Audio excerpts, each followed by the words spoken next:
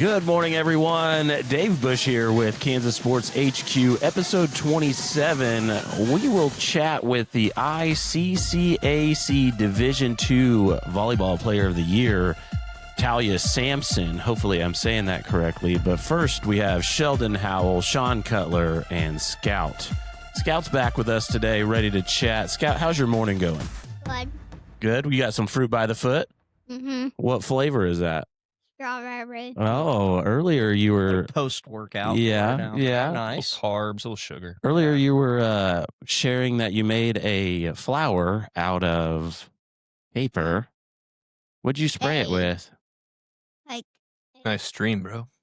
like a spray. Oh, nice, very nice. So, what did you your workout this morning? What'd you guys work out? I could have done more. I really didn't work out, but I listened to the music. Oh, nice. Oh, yeah, she was nice. DJ this morning. She was the DJ this morning. Awesome. I don't know if you could tell, but Sheldon's doing a nice heavy pour of his lean body mocha. Thank you. Another Yes, thank you. another day of leading with Shout out that. to Lean Body, Matt Hartman for the hookup. Yeah. And then you have Gotta love it. Sean taking part in it as well. Yes. Guys, how's your morning? Good workout. Got some shoulders in today. Domesticated Dev never showed up for the breakfast. I don't know where she's at, but that's okay. Dev. Yeah. So maybe she'll pop in. Maybe she won't. We'll see what happens. But it was a good we were workout. promised eggs. Yeah, and bacon. And bacon. Eggs and bacon. Yeah, for the early workout. But Yeah. that's all right. Are we What- talking this kinda about is what it is. Devin, who used to help us? Dev, yeah. Yeah, oh, okay. She does make a good breakfast. She has come up here before and during the baseball season and made some breakfast in the kitchen. Wouldn't know. Yeah. All right. Well, so a little background on Talya. Again, I hope I'm saying that correct. She's from Sedgick, Kansas. Sedgwick. She is a monster on the volleyball court. I pulled up a bunch of stuff about her, and I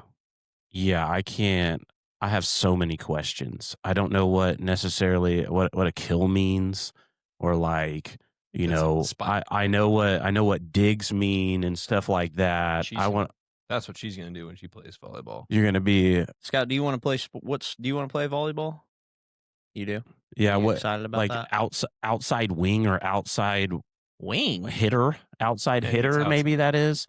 Just so many questions to ask because there's a few things on here that we want to understand and how she went and got about. So whenever she hops on here, you know, we're going to let the questions fly. But last night the Niners won. Yeah. Brock Purdy tried to give it away in the first half with 3 picks. It's all right. Hey, it's all about Good job, resilience. Brock. And Make your money, and- brother. and you know, like Win's a win. Shanahan was like, Panther. oh, he was just a little behind them. They were on target. They were where they were supposed to be, just not on time. You know, just a couple things here and there. They were on But we're target. good. Yeah, they were Elite arm definitely. talent. Yeah. Not at all. Oh, good morning. How are Hello. you? I'm good. How are you guys? Not too bad. We were just discussing some stuff about you that we're going to ask a ton of questions about. Okay. What's up, Talya? How are you? Been a long I'm time. good. Yeah, I'm good this morning. Good. Did just wake up, I won't lie, but I'm excited. How's what I would call the armpit of Earth, Iowa? Whoa. Well, I'm actually home. She's home. Oh, you're home. Yeah, but Fort Glad you're home. Dodge, it's not what I was expecting. It's good enough. It has a Walmart, it has a Target, has Taco Bell, Starbucks. It has everything I need. But we Does do it take have a team bowling trips. alley? It does actually have a bowling Hey, alley. I'd probably Yep, stay away an from arcade. that bowling. We Nice. actually have like once a month. There's free like bowling nights through the school, if you can believe it. So you have to find things to do. What's the closest big city to you then? I would say probably Ames or Des Moines. Okay. Maybe, yeah. 45 minutes to an hour or more. Yeah, Des Moines probably like an hour and a half. Ames is like an hour. I gotcha. Do you guys do any team trips to get out there? Yeah, we do. I mean, not like official team trips, but sometimes We'll all Girls' load up day. into one car and go. Yeah. Nice. Tell you, we have Scout on here with us. She's super excited to get to talk to you. She is I don't know if you remember her or not. Do you remember her from Parisi? No, I won't lie. I Okay. do not remember. Okay. Yeah. Well, she's 6 now, so she would have been pretty young when you were with us at Parisi. But she wants to be a volleyball player someday, so she's excited to hear a little bit about your story and hear some of the stuff that you're doing. So she may pop in and say something random from time to time. So just give you a heads up there. But Okay. but yeah, how's your family? How's your sister? How's everybody kind of doing? It's been a while. I talked with your pops. Shoot, I don't know, maybe a month or so ago now. We're actually working on trying to get a little a club partnership set up with the Air Capital Aces, I believe is the name of your guys' club. Yeah. So we're working on that. So him and I are just trying to find some time to actually, because you guys they're busy, obviously. So we're gonna try and get something set up for that. But how's the family? How's everybody doing? I'm sure you're excited to be home for Thanksgiving. Yeah, everyone's pretty good. I mean, my sister's definitely been better. ACL reconstruction's no joke. I didn't realize how intense of a surgery it actually was. I kind of thought they just went in there and sewed it back together, but Yeah, she's on, I think it's day 5, so she's a little better today. PT again good. tomorrow. My mom's good. My dad's good. My Good. brother. He's Love always it. excited when I come home, so How old's your brother? I don't think I've met him. he's 11. Okay. Yeah. So I don't think he would have been younger, Small. obviously, but yeah. Yeah. Well, awesome. Well, that's great. Yeah. I had seen actually, I think your dad had posted up something, one of your statistical weeks. I think you were like player of the week or something like that a few months back, whenever that was. And so that's what kind of pawned me to, start chatting with him again, because I saw his Facebook post and then was trying to just, kind of catch up on things that were happening. But obviously had a very successful fall, so that's amazing. So congrats to you. Thank you. Just to kind of give you a little bit of a background of the pod and, kind of what we're going to do here today, just so you know, because we didn't really talk about it a bunch. But, really here at the HQ, our goal is just to kind of highlight, local athletes that are around here, highlight your story, what you've been doing, how you've gotten to the level that you're at, the successes, the hardships, all the stuff, right? We just want to kind of hear your story and hear what's going on. And we're going to ask questions along the way. Sean is actually from Iowa, so he's going to, plug in some Iowa knowledge since that's where you're at. But do a little background first, right? So as you get started, so people can kind of get to know you just a little bit, right? Like tell us where you're from, kind of what led you through, sports journey, and then we'll plug in questions along the way. Real quick, before you go, let me rephrase my armpit of earth, because I spent 6 months in Waterloo and it was terrible. That's the your problem. You went to the only place I've ever been in Iowa, and it was terrible.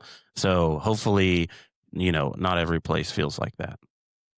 I have not been to Waterloo yet, but one of my best friends from Iowa Central is from Waterloo, so Don't do it. might be making a trip. But yeah, so both my parents they worked for the YMCA. That's how they met. And then immediately when I was conscious, I started playing rec volleyball. And just intense, I will never forget, like, leaving. My dad doesn't like when I tell people this story, but I think it's funny. When I was like 8 and 10, he would bring me and my sister to the Y, and we wouldn't get to leave until we served a whole cart of volleyballs without an air. And then we'd go home, and then we'd do more serving onto the roof of the house. So just a lot of reps as soon as I could play volleyball. And then did rec for a few years, and then club. We played for Shockwave for 1 year. And then my parents decided that it would be best to make our own club. And then traveling all the time. I never had a break. So it'd be like school season, starting in middle school, it'd be like the school volleyball season, then it'd be club, and then it would be beach volleyball in the summer. And then beach volleyball and school volleyball would overlap a little bit in the summer. And then that went on. And then my sophomore year, I actually broke my back. So I was forced to have a break. And I think that's probably one of the best things that's happened to me. Like, as traumatic as breaking your back is, I was kind of starting to lose my love for volleyball. It felt like a job. All I did was volleyball. So being forced to have a break made me realize, like, it is actually something I love doing. And I do want to get back to it. And then playing in high school. How'd you break your back? I mean, you said Overuse. it's literally a break and a break. It wasn't like a crazy traumatic, like crashed my car, broke my back, but it was just like a overuse little fracture. But it was definitely, and it would probably, this is when we figured out, like, obviously we're pretty big people, so had back pain, but we were at a tournament in Indianapolis actually, and I landed weird and my back popped, and I was like, what the heck? And I kept playing. And then that night we walked back from the convention center to the hotel, and I was laying down and I was like, I don't think I can get up. So my mom was actually filling in. My coach had just left the team, and my mom was filling in, and my mom had to tell the team, like, look, we're gonna go home. Talia needs to go home. Went to the doctor. They were like, yep. So stress Mm, fractures. Yep. Wow, that's wild. And you were how old when that happened? It was my sophomore year of high school, so like I gotcha. 15. Yeah. I gotcha. What year was that? I'm trying to remember. When did I 'Cause you graduate? were 2024. So I've been like 2022, 2021. Yeah, because that was because I think you trained here at Parisi. It was like 2018, probably something like that. Yeah. 2018 to about 2020. You guys were Yeah. super consistent, like bought in. Like it was very obvious that things were serious for you guys, and you guys were working on. Obviously college was always the goal. And that was. You guys were consistent in the training. You were consistent in the testing, like paying attention to all the little things, like. So, it's no secret to us, when we see, the journey kind of come full circle down the road. And, it's a testament to your hard work and you guys, doing it. But, so you obviously have the back struggles, and then talk a little bit about, what was it like coming back from that, right? So you found your passion again, found the love, and you were buying back into the journey again. Like what was that process kind of like leading, towards your senior year and, obviously getting the opportunity to go to college? Yeah, so it was a lot of PT. It was PT twice a week for 10 weeks. And then basically, then it was summer. So club season and then summer. So I took the whole summer off too. So I think it ended up being like 5 or 6 months of just nothing except PT. And then my senior year started, and like I wanted to have like a crazy senior year. I wanted to break my junior year. I had set the kills in a season record for my high school. I wanted to break it, and I did by over 100. And so it was just a lot of like getting myself, I wanted to feel better, like better shape. I felt, obviously I didn't do anything for 6 months, so I felt a little weird about that. And then, yeah, my senior year, I honestly didn't even think I wanted to play in college. It was still kind of like, I don't know. So I was like, I think I can go JUCO. Like, I know I can commit to 2 more years. And I, one night, just emailed like 6 schools. Iowa Central emailed me back the next morning, and it's literally the only school I visited. I didn't want to do like a whole big long recruiting. I have a million offers, so I just committed. And I think I got really lucky. So Yeah. I wasn't even really familiar with JUCO. Like I didn't realize that like there was rankings. I didn't realize there was like nationals. I literally thought it was just reps in volleyball and obviously our conference. But yeah, 2 top 10 So finishes in my career there. so talk to us about the kills stuff. I mean, I'm Dave assuming. wants to know what a kill is. Yeah, He's I'm not. unfamiliar. I'm unfamiliar with the volleyball like lingo, but you're an outside hitter and a kill. Yeah, What so kill is like You're a jump and killer. hit. jumping like you just smash? That's your goal, just to go. Have you ever hit anybody Yeah. in the face with it? I have hit some people in the face, yes. Okay. So talk more about the the drive to beat the state kills record in high school, because we know you're a monster in college based on your stats. So what was that like when you set that goal and then made it happen? Well, I don't know about the state kills record, but I know for my high school at least, I I don't know. We were me and my sister, like we were like new kids there. All we did was volleyball. Everyone else was the multi-sport athlete. So I kind of just wanted to like, coming into a small school, like being new to a small school, there's kind of just like th- everyone knows who's going to be on the team from like 3rd grade. So making a statement, I guess it wasn't really, I don't know, it wasn't like a get back at the high school, but just like, yeah, like I earned my spot. My mom was the assistant coach, so there was always a little bit of chatter about that. So just proving that, like, yeah, I am good. I am on the team. And then obviously when my sister came my junior year, just like both of us, I remember I don't remember who said it, but there was a thing that went around that was like, it's not the Talia and Kaylin show when the lineups were getting set. And I was like, well, It is. Yeah. So proving that. And then my sister obviously set off she's got 1,000 of everything, I think. So At Sedgwick? at Sedgick, yeah. Oh, wow. I'll have to look that up as well, too. That's awesome. Yeah. Good for her. Well, just to kind of highlight you on statistically, especially this year, right? So obviously winning, the Player of the Year award, which is a massive honor. There's tons of ladies obviously participating and trying to do that, but first team all region, Region 11A all tournament team, Region 11A tournament MVP, ICCAC Player of the Week 4 different times. I don't know exactly what this means, but 4.90 kills per set. So that obviously is good because that's number 1 in the ICCAC, which is crazy. 656 total kills, which is also number 1 in the ICCAC. So 261 hitting percentage, which we know baseball numbers more so than that, but that's number 7 in the ICCAC. And then 450 total digs, number 9 in the ICCAC. Pretty solid stuff. So tell us a little bit about, how all of that has kind of come to fruition, right? Like obviously you've had a great season. Did you expect to have this type of season, right? Like did you, like going into, seeing the competition in the fall because, college is a different level. It's a different speed of the game. It's just different in general, right? So walk us through kind of what, changed as you, not necessarily changed, but what was different for you when you got onto campus and you were kind of locking in for the season? Yeah. So my freshman season, I honestly just didn't have the playtime that I wanted. I was one of 3 freshmen that had any playtime on varsity. My JUCO has a JV team, so and they play a full schedule. And I never traveled with a JV, but I didn't have any back row time. So that's something I really knew I wanted to work for in the spring, which is better my defense and my serve receive. And we do it was always back and forth. So the girl who got back row play time, she was a sophomore, so she had the experience. And our preseason is pretty long. Like our preseason's a month long. And we do before practice, before our team practice, we have our individual. And then before our team practice, we had 45 minutes of serve receive. And the coaches would just stat. So rate our serve receive for 45 straight minutes. And I was 3rd that summer. And I knew that I wanted to be first because I wanted the back row time. So then this summer, me and the other outside, Shirley, we tied and split the back row time. Both had 6 rotations.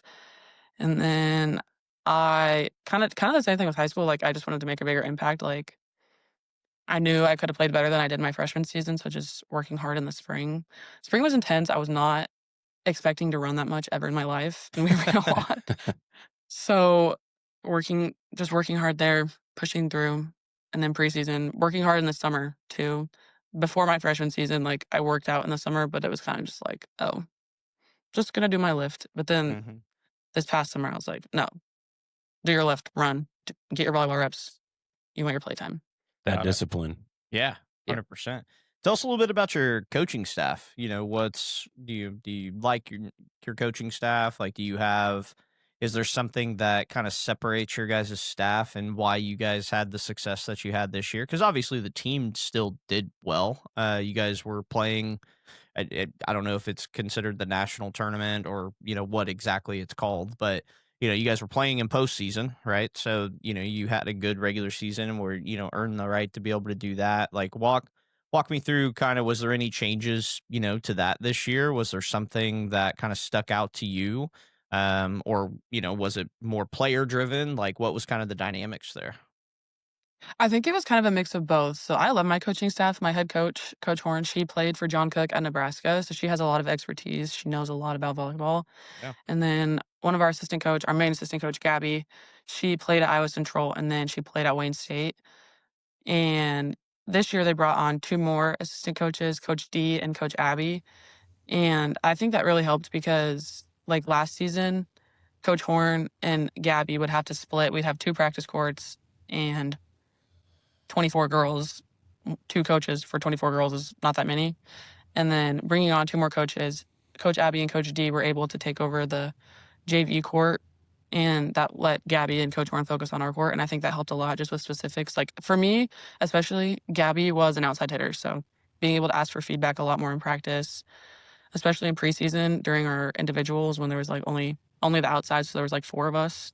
I think that helped. And then player driven. So we do, before, like, each preseason, we have a huge team meeting, and we have this packet, and we write all of our goals in it. And so for the national tournament, you can win your region to get an automatic qualifying bid, or you can get an at-large bid. And last year, the way we qualified was an at-large bid, and we lost to, like, our biggest rival in the conference. So this is weird. So you can win your conference.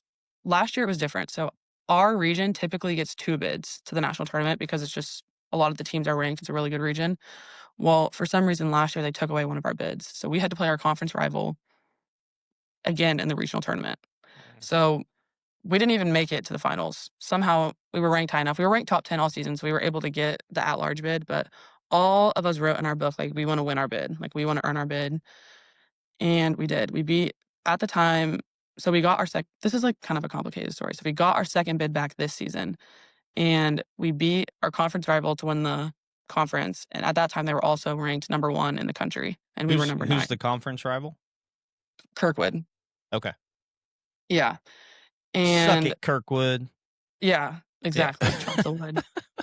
But since we beat Kirkwood, we were on the A side, so Region 11A, and then Kirkwood was on B. So Got it.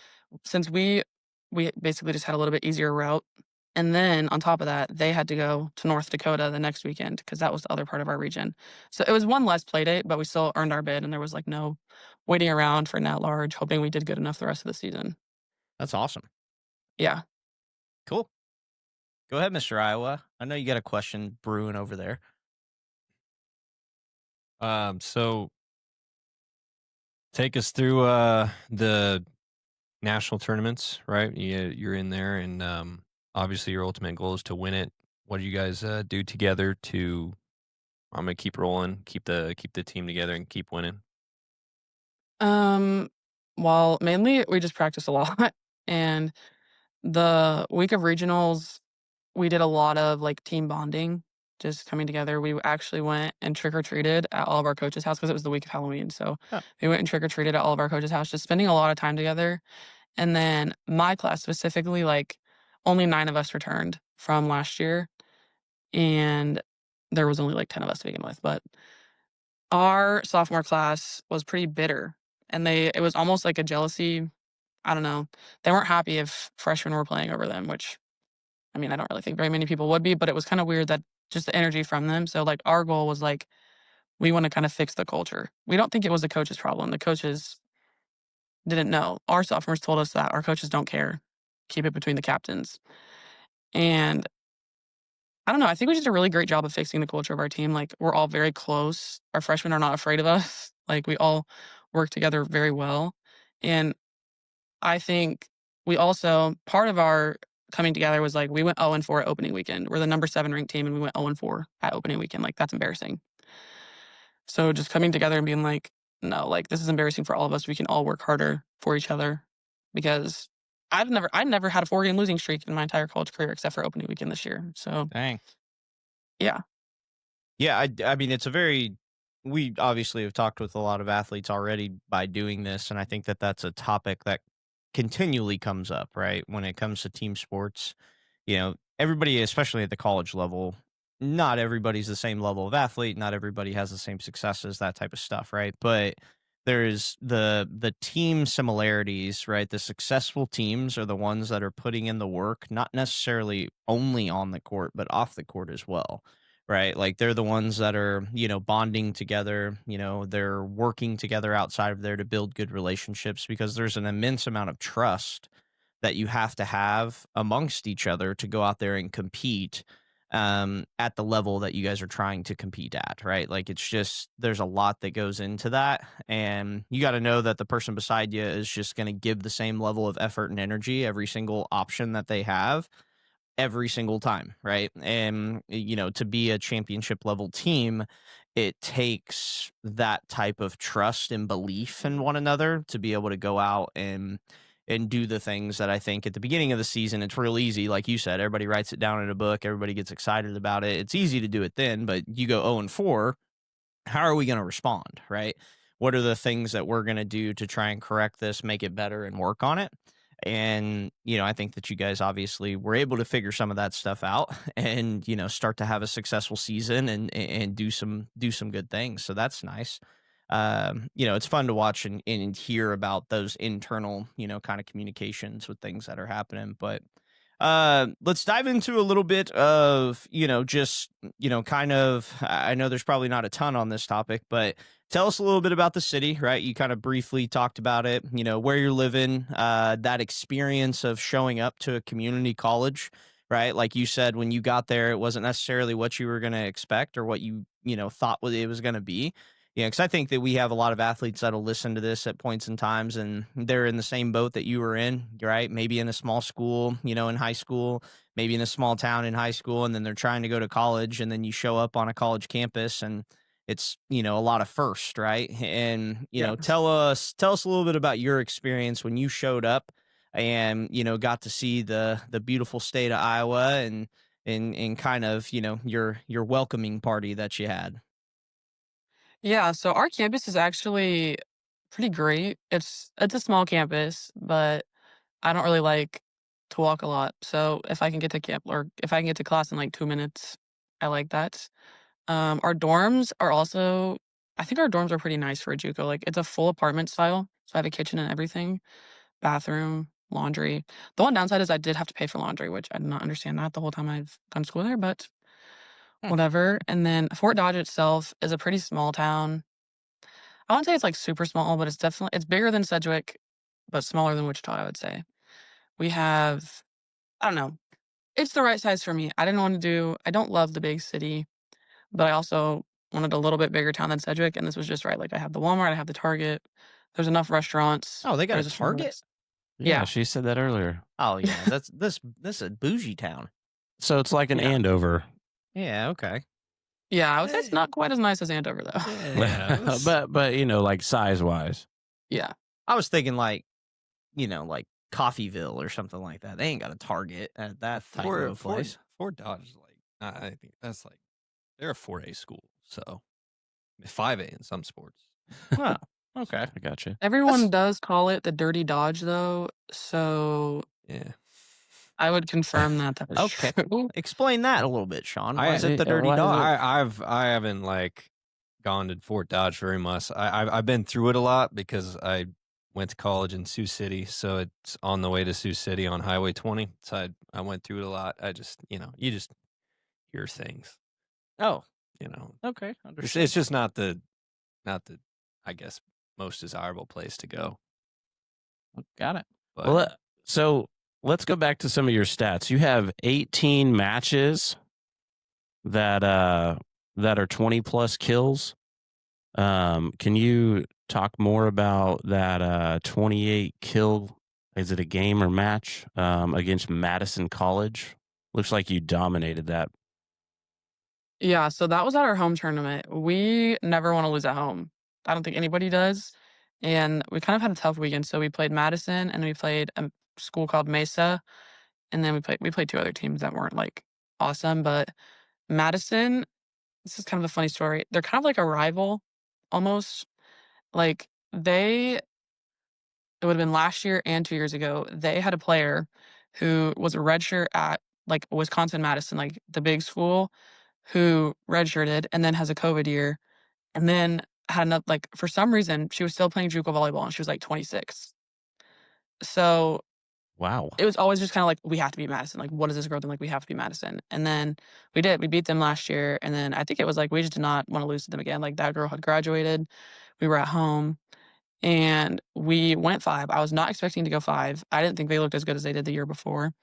But we did. So I didn't even realize I took that many swings, to be honest. I feel like I just kind of black out in the game. And then after the game, I'm like, dang, okay, this is fun. But yeah. Originally, they said I had 30 kills, so I have to ask them about that because that is a school record. That puts me in the top 10. So I'm going to ask them about that. But I'm wondering, I think that there's like, if I get a kill, but the other team was in the net, I don't think it counts.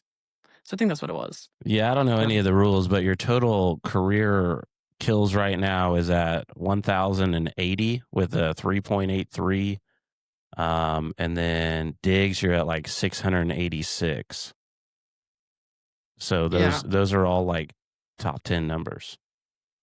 Yeah, I remember on my visit, so my assistant coach played at Iowa Central for my head coach, and their thing was like, Gabby took almost 2,000 swings. Like, she's one of the best players that's come through Iowa Central. And I never like looked at the stats, like, because last year I wasn't necessarily super proud of my stats, so I wasn't really like looking or comparing them to anything. But this year, I was like, I want to know how good was Gabby actually, and she was really good. But I wanted to beat her stats. I was just like, I want to do it. I want to do it. And now I took the most swings in the history of Iowa Central. I took 1,900 swings. I beat Gabby's career kill record and her in-season kill record.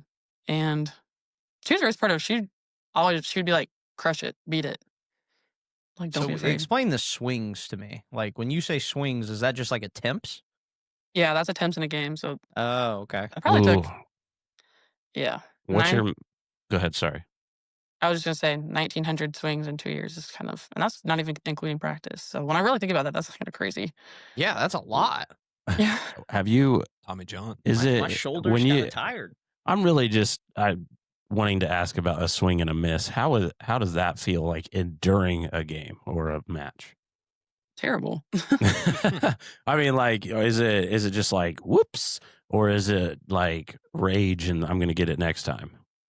It depends. If we're playing a school where like a swing and a miss is not that important, I'm kind of just like, dang. But if for example, like if we're playing Kirkwood, if I swing and miss, that's probably rage because like in a game like that, every single point matters. It's going to be close all the way till the end. So like every single error is important. Every single point is important. But I try not to get too frustrated because at the end of the day, like I know I'm going to get another kill. So I don't want to dwell on it. It's fair. Yeah. Is there, when you look at strategy during matches, is there some cool stuff that you guys go through, like walk through some of the strategy that you guys do without sharing all the secrets? Like it's just more of a, hey, this one I'm going to go up hard and then we're just going to tap it over or whatever. I do baseball.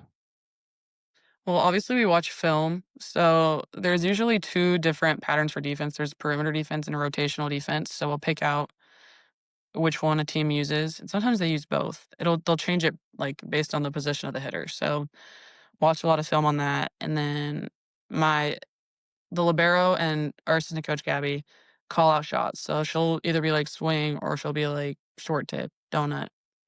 They'll call out the shots for me. But sometimes I don't listen.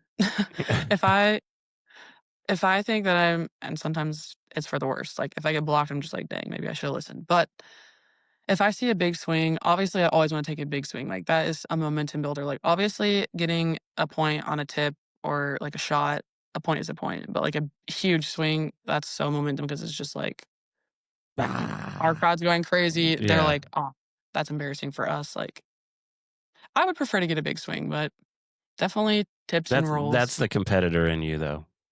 Yeah. But sometimes in a game where I'm taking, like, especially like in a game like Madison, like I think I took almost 100 attempts in that game. I cannot full swing 100 attempts. I think I would die. Yeah, that's a lot. Yeah, that'd be. What's the crowds like? Like, what's kind of, do you guys is it a good atmosphere when you guys are playing at home? Like, what's kind of the, has that seemed the same for you, like in comparison to high school, right? Like, so where you were playing in Sedgwick and then obviously now playing, right? Like, has there been a big, shift in that? Because I know, obviously, I think most players kind of share in the same sense. Like, we want to play in front of people, right? Like, it just makes Yeah. the piece of it is a lot more fun.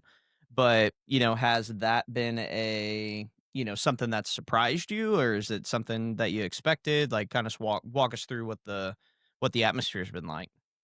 Well, I would definitely say it's so much better compared to my high school atmosphere. Like in high school, the student section was, I don't really know why they were there. They never really cheered for us.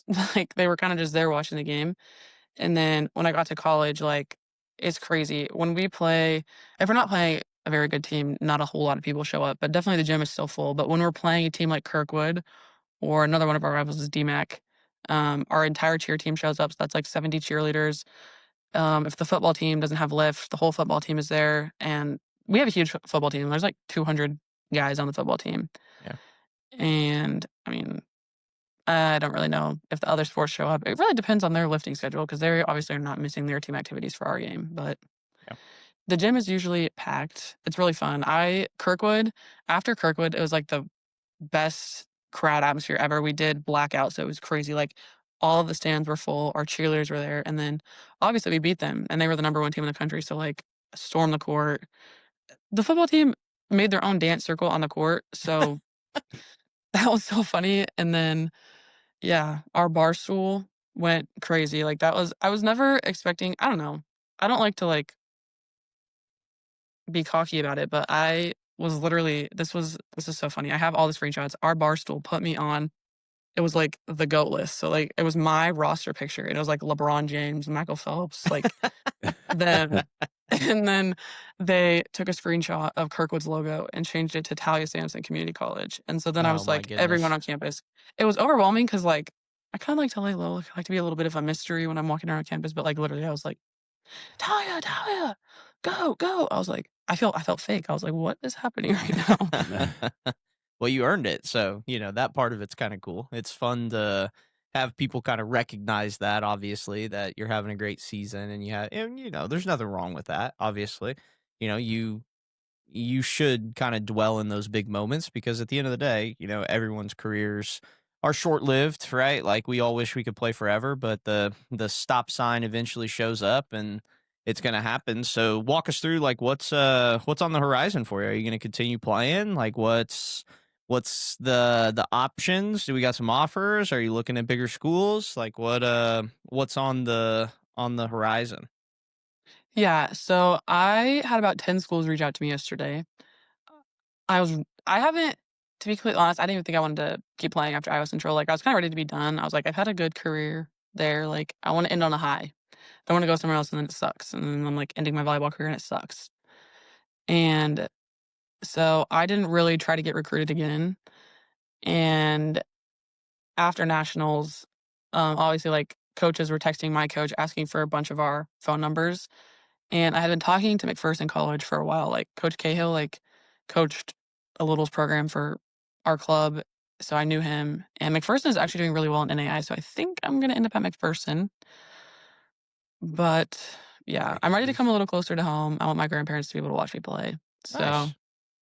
yeah, That would be awesome. Yeah, that's right down the road from you guys, so that's not far at all. Whole families can come out. And, What's that, like 30 minutes? yeah, maybe like 30. yeah, 30, 40 minutes. They have a Walmart there. Good. Well, in compare, they Need don't have a something to do. If Target. I They can though. go don't wander have a around Walmart, Target. that's fine. I can just come. You can drive to Wichita. Salina Yeah. or Wichita. Salina's Yeah. closer, but they Yeah. probably don't have a Target either. They have I a don't know. Target. Do they? They have Oh, a okay. Target.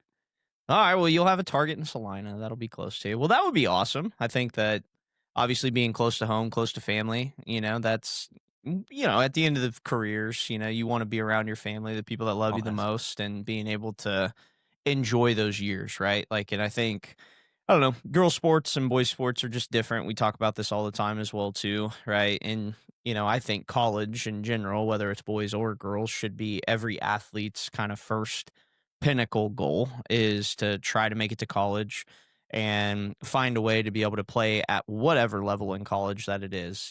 Everyone gets all wrapped up in the D1s, the D2s, all of the nonsense in that. Like just go and play. Like if you have the opportunity to play, go play, make your mark and be the best version of yourself while you are there. And try to shoot for the moon, right? There's nothing wrong with trying to do that either, but the reality of it is it's just, sports in general are hard. And, if you get the opportunity to get school paid for, get your educations that you want, right? Like what you want your life to look like after school, follow that, like, and go and find ways to set yourself up to have a good, successful life because sports are going to end. It ends for everyone. It doesn't matter if you play professionally and go do the Olympics and go do all of the things. Like at some point in time, you're going to stop playing. And, so you just want to, set yourself up for success and be able to, fall back on the rest of your life and actually enjoy the situation that you're putting yourself in. And,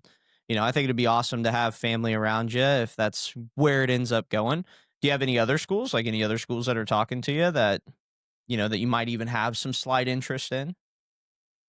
I mean, the schools I talked to yesterday is called Lyon College in Okay. Arkansas, and then Mayville State in North Dakota, which that is a little bit too far. And cold. Yeah. And then William Penn in Iowa. Hey, They they play Friends University tomorrow. When is that? Saturday? I think it's Saturday they play. I don't even know what day it is. It's Tuesday. But so I just saw William William Penn, Penn on that. they're my best offer. So I didn't know NAIA could give you 100% scholarship, but William Penn would pay for everything. And that's like my biggest thing. Like I'm ready to get out of Iowa, but that's a really good scholarship. So Yeah. just thinking about that. And There you go. then Take that to there's a McPherson and tell couple. them that's what you need. Yeah. Call I McPherson and be know. like, They hey, have that buddy. big. They have Pony that. up. What, a couple years ago, they got that big $1 billion thing. We'll see. I'm calling him later today, I think. So There you go. Yeah. we'll see what happens. My Little mom graduated negotiation. from McPherson College, so I actually really like their campus. So the only thing is the dorm situation is a little bit, but I don't even have to live on campus. So Yeah. Well, either who or, else? obviously, whatever you decide to go with, I'm sure that you'll make an impact while you are there and be able to, have some successes there and help whatever team that you're going to go to, because they're going to be getting somebody who obviously is killing it, pun intended. But see, look at that. See, so I'm coming up with so I cool stuff. have two questions. One is from Scout, who wants to know what your favorite snack is. And Okay. then number two is for those who make it this far in our podcast, when you were in high school, because we know the recruiting journey is different. You joined field level, correct? You went to field level for the recruiting side of things. Talk us through that decision and how that helped you and what you learned. Okay. Well, first things first, my favorite snack is white cheddar popcorn. Any kind. Doesn't matter the brand. I love We popcorn. have some here. Oh my gosh. Eat a piece for me. And then recruiting. So I kind of just have the mindset that whatever's supposed to happen is going to happen. So all the recruiting accounts, that was kind of my dad's idea. And I, they obviously, they didn't help me. I still reached out to the coaches myself. That's how I got recruited. I think that field level, like people view my field level profile all the time. So like getting people finding out your name, I think that it can help with that. But at the end of the day, like I'm kind of under the impression that you can do your recruiting by yourself. I don't like the idea of paying recruiters. I think that's obviously they know a lot of people, but I got recruited emailing the coaches by myself. And now my coaches know a lot of people. So I think making the connections myself, for me personally, is important. But getting your name out there, I think that helps with field level. And I don't know what the other ones are called, but Okay. No, I think I also think, you hit that on the head. Go ahead. yeah, one of my biggest things with the things like field level is the subscription, like paying to get a certain amount of you can see what school viewed your profile if you pay this much. You can text the coaches if you pay this much. I think that that's just like, why? I know who I'm interested in. If they email me back, then I know that they're interested in me too. Yeah. I don't think I need to pay another $20 to see who's looking at my profile. Not everyone has that drive though. You know what I mean? Like it's just for what it's worth, some people aren't educated enough on that stuff, or their parents don't just reach out and do that. So, you having that drive is awesome, because that encourages others to do what you've done. And then you have these services that you pay for to get your name out. I mean, you came from a very small school, and most of the time those aren't even looked at in the bigger picture. So hearing you say that's pretty cool, and then obviously your dad taking the initiative to just try to get your name out there is even better. So just kind of that process in itself is neat, but love the confidence of reaching out, creating your own connections. That's super important to us too. Yeah, going out and, like you said, there's pieces to those programs across the board that I think inherently are good, right? Like they are trying to help people, but with anything, any service-based deal, obviously their goal is to make money. And there's nothing wrong with that, right? Like there's nothing wrong with these things trying to make money and help people. Sometimes that can get a little blurry, right? That can, turn into a little bit of a gray area of what is what and why. But you kind of hit it on the head in the aspects of like all of that stuff is, you can do those things on your own. A lot of people don't know where to start. A lot of people don't know exactly what it is. My bone that I always pick with those things are, enabling people just because it's a paid service doesn't mean that it's going to happen. Right. And I wish that there was a little bit more transparency with that because everybody behind the scenes, anybody that's in college recruiting, anybody that understands the actual like pieces that go into it, they know very, very quickly that, you can be on everything out there and showcase every little detail. Doesn't mean that anybody's going to be interested. And it doesn't mean that since you're a member of this thing means that you're going to have the opportunity, right?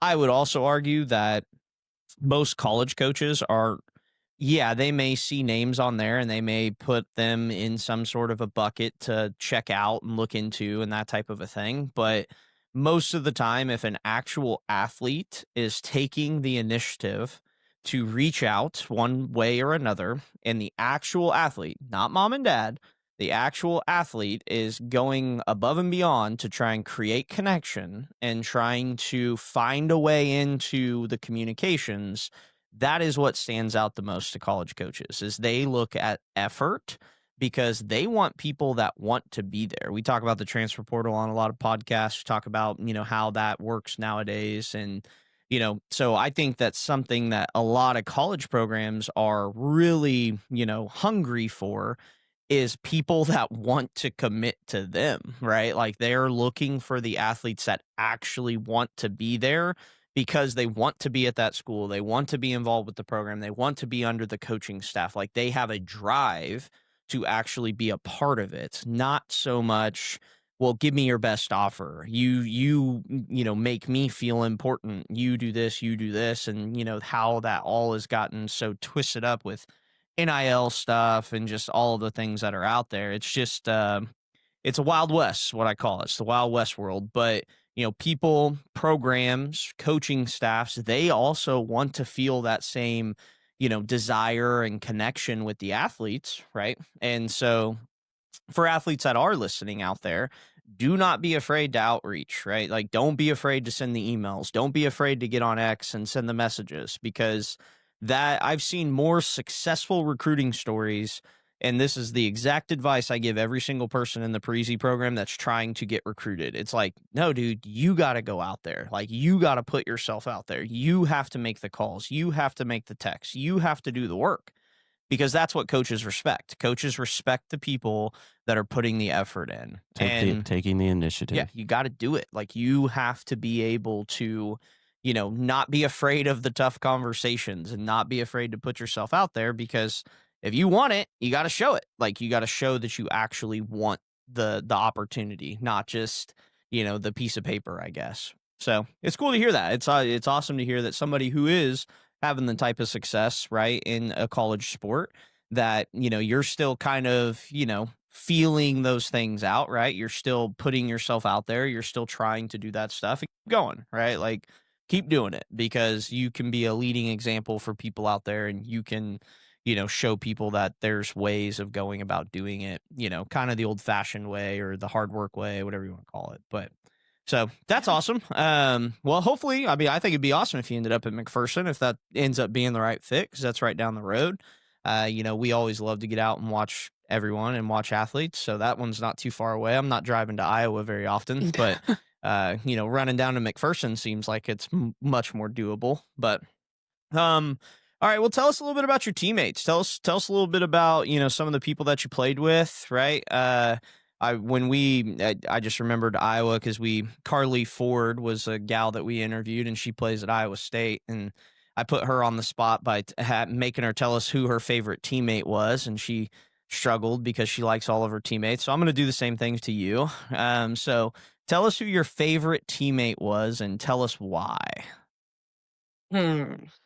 Well, I'll give you this one. I don't have a favorite teammate because they're all it's a different relationship with all of them. But on the court, I would say that the other outside hitter, Shirley, was one of my favorite teammates because she was always fiery, like slapping the floor to cheer, big high fives, lots of energy. But then there's also players like, let's call it, actually, we're all really fiery. We're all pretty fiery team.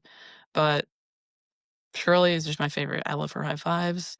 And then off the court, one of our teammates, Talya Thompson, like I've genuinely never had a better teammate, like cheering for us wise. She didn't get a whole lot of playtime, like she just got beat out, but she was never quiet, like always leading the bench to cheer, cheering for all of us, hyping us up in the timeouts, hyping us up in the huddle, working hard in practice. She's probably one of the best teammates I've had hype wise.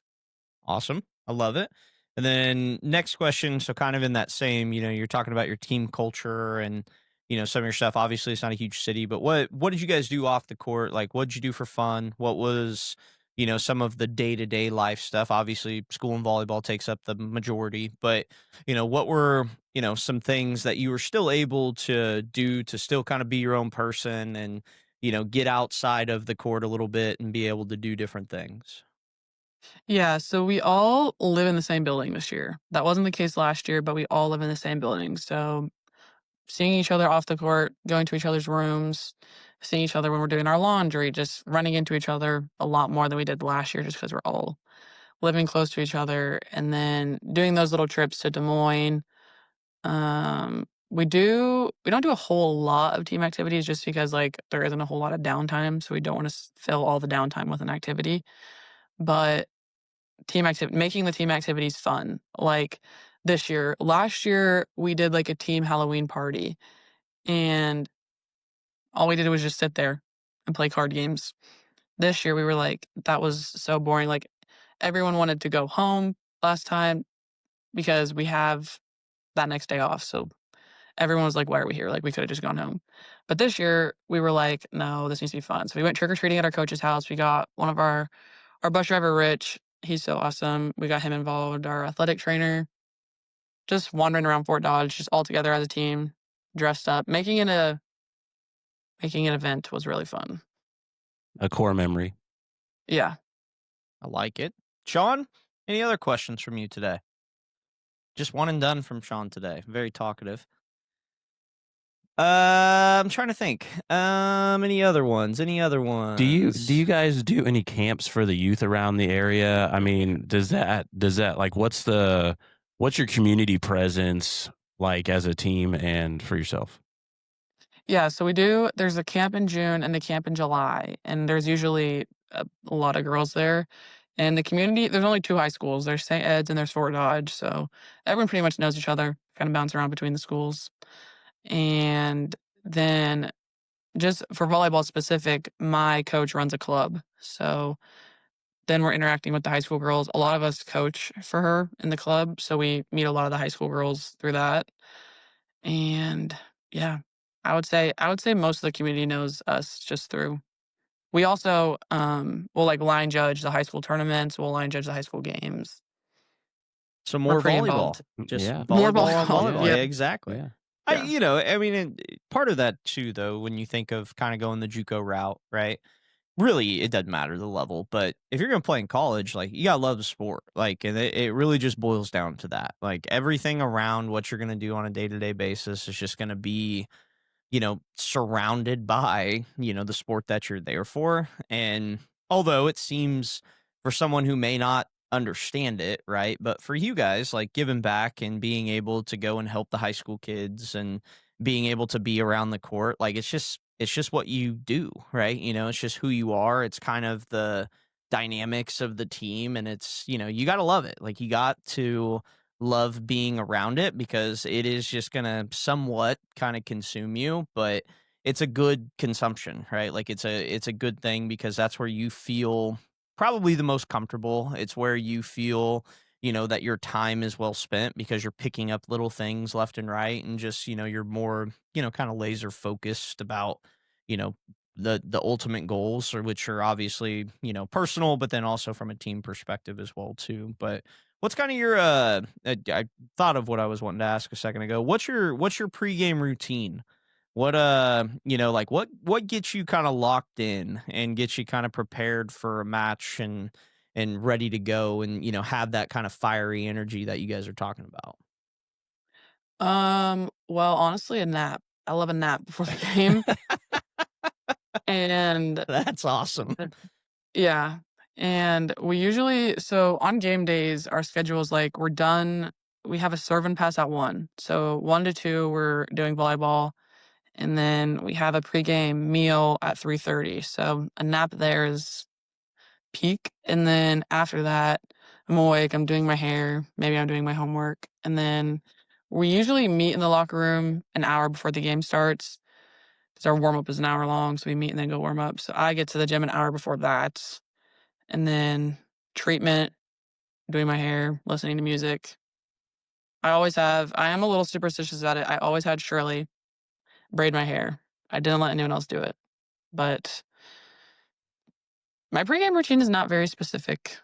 Hey, Just getting to the gym and being awake. just a chill volleyball girl. Just She needs said needs a getting nap. to the gym and being awake. Yeah, just a chill girl. That's hilarious. There's no like slamming an energy drink or anything like that. No, okay.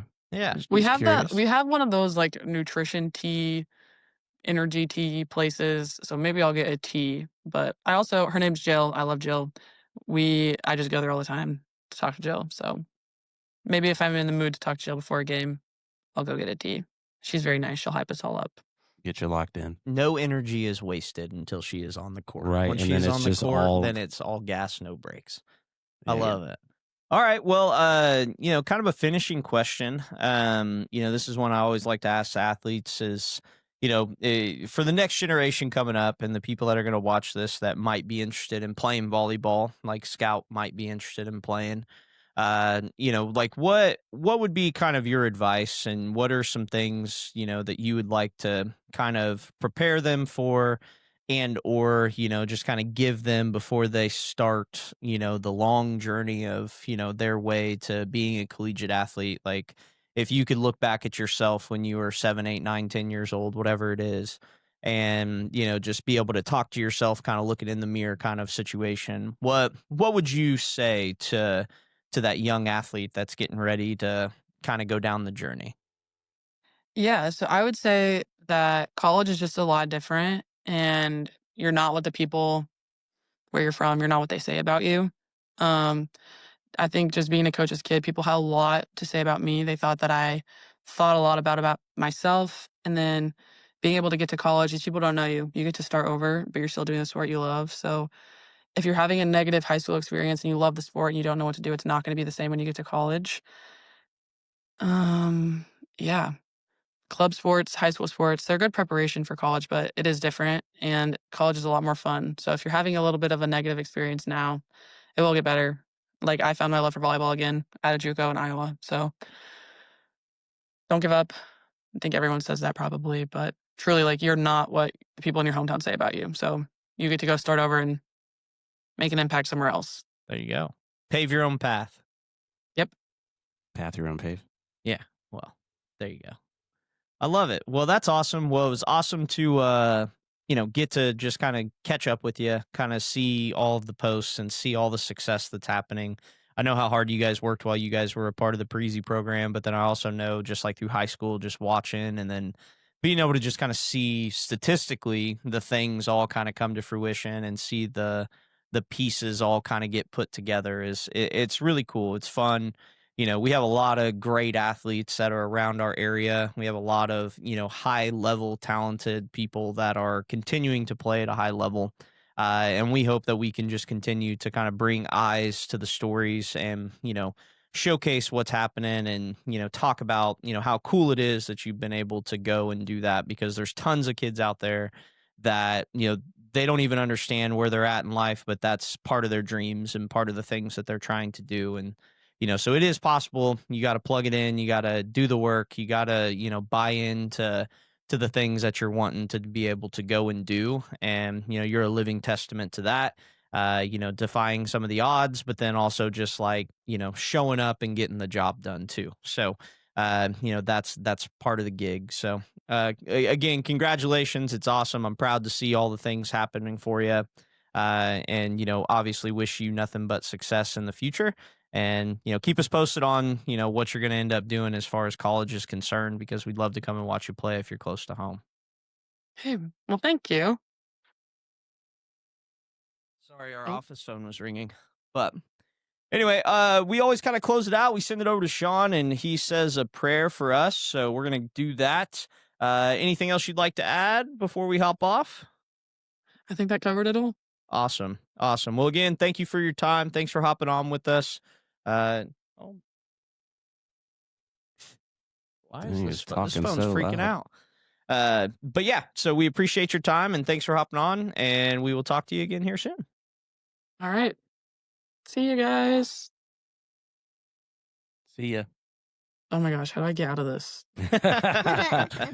All right, found it. Bye. See ya. Bye. Lord, thank you for another day. Thank you for just giving us an opportunity to showcase another local athlete who has worked her way to her potential. So I think just as an example, so many athletes can look and see that pretty much hard work is essentially always wins. So as long as we are, whatever it is we might be doing, whether it's volleyball, coaching, whether it's a profession, Lord, just pray that we work hard and we do it for your glory. In Jesus' name we pray. Amen. Amen.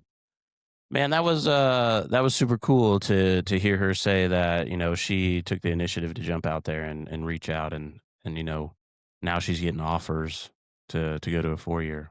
Yeah, So, she's pretty humble for as good as she is. yeah, she's pretty a baller. chill. Yeah. Meow. Yeah. Hey, there That Scout part was is. hilarious. Yeah. That's like fits her personality. Meow. Now you want to Now talk? you want to talk, huh? When we're finished, now you want to hop on here and say what'd you like about her story today? Anything? The sleep? You like her nap story? Did she give you some nuggets so that you would want to play some volleyball? No, I guess is that a yes? Is that 2 snorts for a yes? Okay. Love that. All right. Well, that's Kids are very special. that's episode 27, ICCAC Player of the Year, Talya Sampson. Thanks for joining us, and we'll see you guys next time. See ya. See?